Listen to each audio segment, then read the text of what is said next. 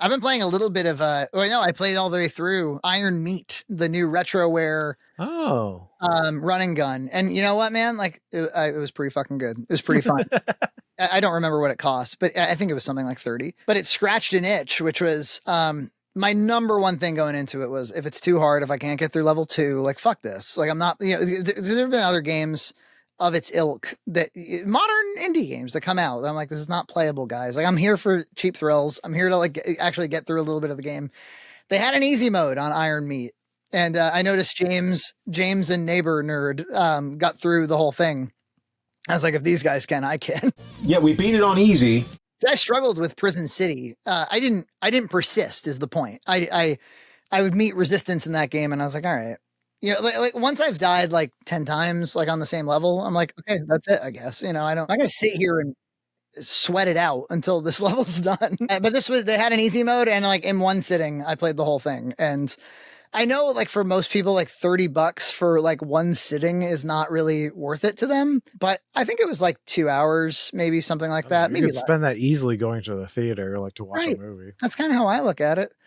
I guess that it would be better though if there was like the the Xbox subscription service or something. Like if there was like a kind of a low tier subscription service that just gave you games like that, like pretty good indie pixel art retro inspired games, make them kind of short, make them reasonable difficulty. Now that's something that I'm the market for that. Well, on the topic of cheap thrills, I bought a game. So Best Buy sent me like, you get $20 off your next purchase. So I was like, okay. So I got this game. It's Astro Bot for the PlayStation 5. And if you don't know what Astro Bot is, it's a platformer, and it literally takes Super Mario 3D World and it uses it as the base of its stew. Like if Mario 3D World is chicken stock, this takes the chicken stock of Mario's 3D World and it makes a beautiful soup out of it. The way the levels are structured, the kind of like energy it has feels very much like Mario 3D World, but it has a very PlayStation sheen to it. So I'm watching the trailer and it looks like a game I want to play. So if you like any sort of PlayStation property, because there's a lot of references to even things that are tangentially related to PlayStation, like you think of the Resident Evil series, like there's references to Resident Evil in that, because people think of Resident Evil as a PlayStation game first because that's where it became popular. There's no like real plot in this. It's basically Astro Bot is flying in a spaceship and he crash lands on a planet, and all of his buddies in the spaceship get spread over the galaxy. So you have to go like find them in all these levels. And the little bots are basically, you can think of them as the green stars in Mario 3D World. Where it looks really 3D World-ish. Like even the bosses are on like these arenas that are circular, and you have to like punch several times to get in one hit and stuff. Yeah, and there's some elements of like Tropical Freeze where like levels will kind of like build on themselves. You know how it kind of does that. Do I see some spaceship flying too? Yeah, but that's more like how you get from like level to level. It's like in Mario 3D World, how you walk between the stages, basically. It's not just a ripoff of Mario 3D World. It does add its own things where there's level gimmicks. So you get like a power up in a level where like these little like punching froggies where you can like punch really far and swing on things, or like a little dog you get which like zooms you forward. So each level has like little gimmicks like that, and the whole level's built around those gimmicks. Or like I think it's like a chicken that like shoots you up. It's kind of like it's actually kind of like a Mario Sunshine where you get the rocket pack that shoots you up. Oh man, I really want this, and I'm not going to buy a PS5. And the other cool thing is that the PS5 is way more powerful than the Switch, which is just a glorified 8-year-old Android tablet. Yeah, Wii U. Yeah. So it does so many different things with that power. Where they're simple graphics, but it's like even like just when you can cover a stage with blades of grass, it's pretty cool looking instead of just like a texture. Or there's like you go down a slide and there's a 100 bouncy balls in the slide with you. It's really fun. It's like got a lot of energy to it. I love the color design. It's really nice. It's the first game outside of Nintendo where like they adopted all of the Nintendo like like mantra and made it just like fun and energetic. And it looks cute as hell. Like I'm seeing this like genie boss, and I'm seeing like this like friendly looking giant robot that's his friend. It's really built around the DualSense controller. So like if you're stepping on like grass, like the rumble will be different from when you're stepping on like metal.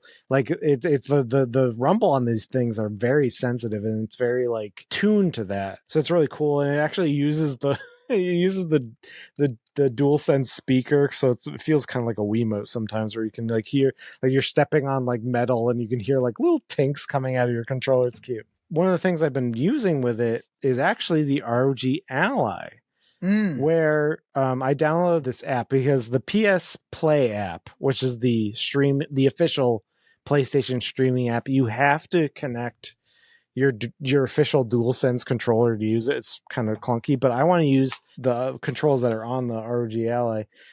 There's a third-party app called PX Play, and it works perfectly. So you connect it, and it maps it basically clones a PS5 controller and maps it onto your thing. It does it seamlessly. It switchifies your PS5. Yes, and it works flawlessly. Like I was playing it even just in front of I have a monitor here. I was playing it, and I'm like, hey, there must be lag, but I'm not really detecting it in a way that would ruin my gameplay. Especially with 3D games, I don't think it's as important. With 2D games where you need like the twitch action, maybe it would be more of a problem. But it's perfectly usable when you're like going to bed and you don't want to be near your PS5 and you just want to play the game like in your bed. It works fine. It works perfectly. Does PS5 have very many exclusives along these kinds of lines? These kind of like fun? No, I mean, they have a couple like Ratchet and Clank and stuff like that, but I think this is like, again, this is the first one that just feels like a Nintendo game where there's no bullshit. It's just like you want to have fun. A game that fun looking almost makes me interested in like, is there room in my life for a PS5? Yeah, I don't know if it's like that big of a system seller, but it is for me, dude. I don't buy systems until I see a game that fits me. And obviously I'm not like a hardcore gamer, so I'm just looking for stuff like this. I remember the thing that made me buy a Switch was Sonic Mania. Like I just wanted to play Sonic Mania, so I bought a Switch. The only downside to using the ROG Ally is that like the motion controls on the ROG Ally are not as sophisticated, so like you kind of have to do like large swings to make it register in the game, and also like the rumble doesn't quite work as well. So and those are like essential aspects of the game. No, or can you they're not. You can play. You can play without those, but they're just better when you use the official controller. But when you're like about to go to sleep and you just want to play in bed, you're not complaining. Just on the video game topic, real quick, you had linked in Discord to somebody had developed several NES ports for the SNES. Mario 1, some Mega Man games, DuckTales, a few like that, Contra.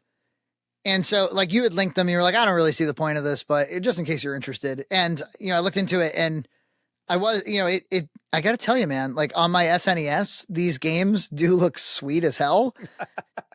And yeah, they came packaged with, some kind of fancy fucking music that also sounded, so the sound is fantastic.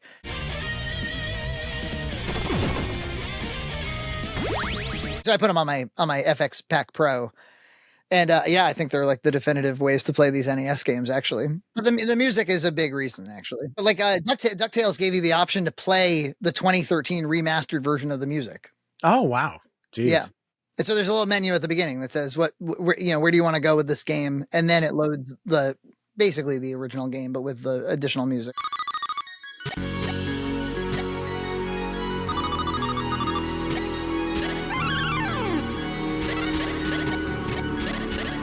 Like weirdly, those are helpful just because sometimes you don't even want to like hook up your NES and you just want everything on one EverDrive. Yeah, that's fair. At this point, my retro game setup is just so it's just a switcher. It's got all the consoles. We're good to go.